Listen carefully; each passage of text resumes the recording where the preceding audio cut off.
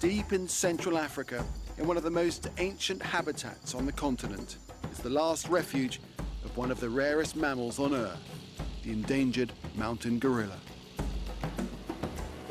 I'm Nick Clark, flying into the impenetrable forest of Rwanda in Uganda to see how this most threatened species is actually beating the odds and making a comeback.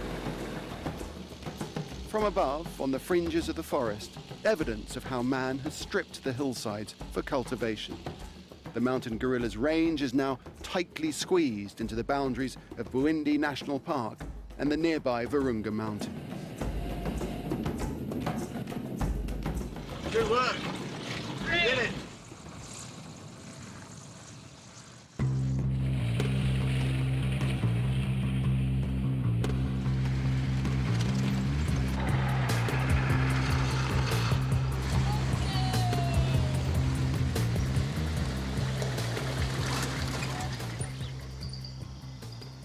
All right, I'm with Ascario here, who was born in the village just down below. He's a walking safari guide. And you know this forest like nobody else, don't you? Yes, yes, yes. And here, right here, we can see 3 countries, can't we? Yeah, so we are on the edge of the Bwindi forest, which is in Uganda. So here, DRC Congo is in the west, Rwanda in the south, and now the Bwindi forest also in the north. So the mountain gorillas are found here in the Bwindi impenetrable forest and also in the Virunga mountains. Okay, and that's the only area in the world. Yeah, in the whole world, that's where the mountain gorillas are found. So these are the last remaining outposts. Yeah, they are the endangered mountain gorillas. The total population of mountain gorillas on the entire planet decreased staggeringly to just 570 in 1989. A combination of habitat destruction, human disease, and poaching decimated the population. But a unique conservation effort has started to turn things around. Today, there are nearly 800 living in the wild. Surprisingly, for such a sensitive area, tourism has been a key factor. Local communities can now see the benefits of conservation because the gorillas bring thousands of visitors every year.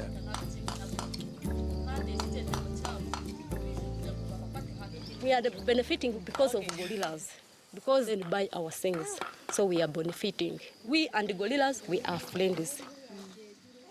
In fact, around 30,000 of the local villages now benefit from tourism-related work. But this is not the only conservation effort that's helped improve the relationship between local people and gorillas.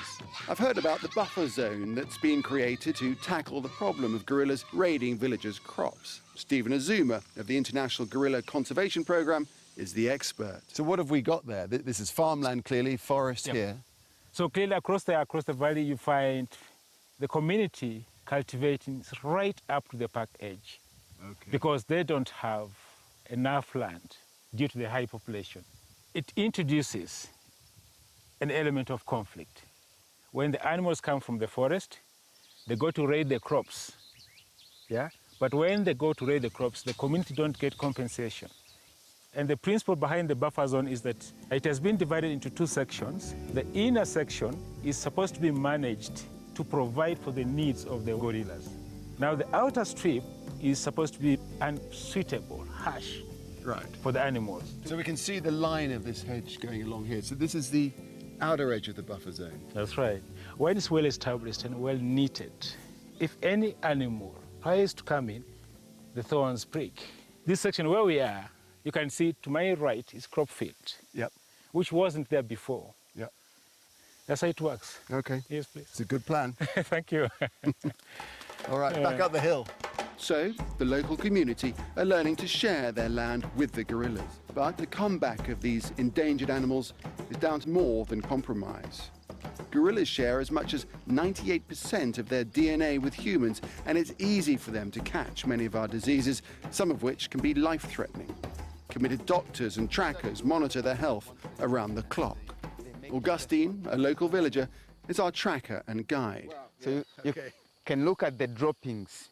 When you closely observe, you also see the silvery hair. Just about make it out. So, as his hair. Cheek. Yeah. So this is where they were last night, and they've moved on. Yeah, they moved Probably on. not far away. Yeah.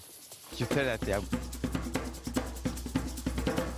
about 20 meters to reach the gorillas. 20 meters? Yes. That's a communication. Yeah, those ones, you can see them.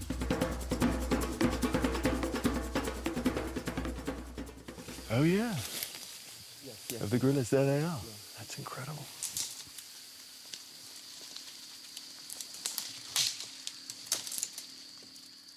Look at him. It's incredible. This guy is Safari. He's the alpha male. He's the chief. He's the boss, the chief silverback. And you can really see there the silverback of the mature adult. You can really get the aroma, pungent, sweet-smelling aroma, especially the silverbacks. Quite strong. There's a baby in the tree. So the baby on the tree.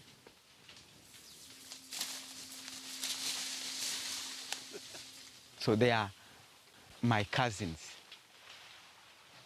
And it is something magical to have cousins who live in the wild. And now we have also doctors who come for a routine checkup of the health of the family. And that gives us hope that the mountain gorillas will survive. Dr. Fred is one of the gorilla doctors. All the while, he's been closely monitoring the health of an injured member of the family to see if he requires any further medical treatment. Chirunji had an injury on the left jaw, which had led to the swelling of the whole face. Daily monitoring by the trackers and myself coming in, we have seen that the swelling has reduced. Tell me, Dr. Fred, Yes, please. about the gorilla doctors in terms of how successful the organisation has been and what difference it's made. It's been shown that actually veterinary medical care interventions have contributed to the increase, the upturn of gorilla population. How close do you think we are to take the mountain gorilla off the endangered list? International Gorilla Conservation Program still needs to put in more effort. We are hopeful we can reach to a point where we are conserving for generations.